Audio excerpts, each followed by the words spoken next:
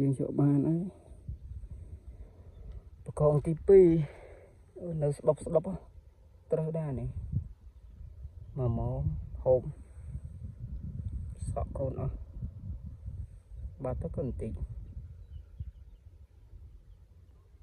ឥឡូវនេះមកម្នាក់ឯងចង់ហូបដាក់ទៅជួបកូនខ្មុំមួយទូចតែយើងត្រូវតែយកអត់យកអត់កាទេបើយើងជួបហើយយើងត្រូវតែយកទូចដែរចឹងយើងអត់មានណាថតឲ្យចាំមើលថតពេលបានមកឥឡូវនេះយើងយកបានហើយទូចគេយកដែរធ្វើមកម៉យកៅឆាយដបង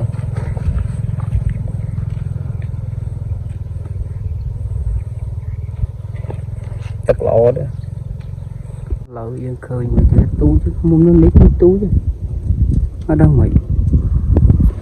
តែនៅលាក់ខ្លួនចុយយើងមានអ្នកថតឲ្យចាំមើលចិត្តកាត់បានទូចគេយកដែរ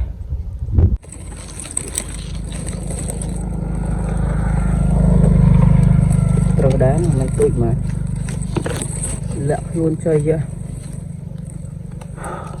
អ្នកឯងចាំមើលថតកាត់បានសាច់ធំដែរ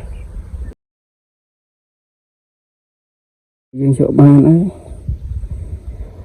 បកងទី2នៅស្ដប់ត្រូវដែរនេះ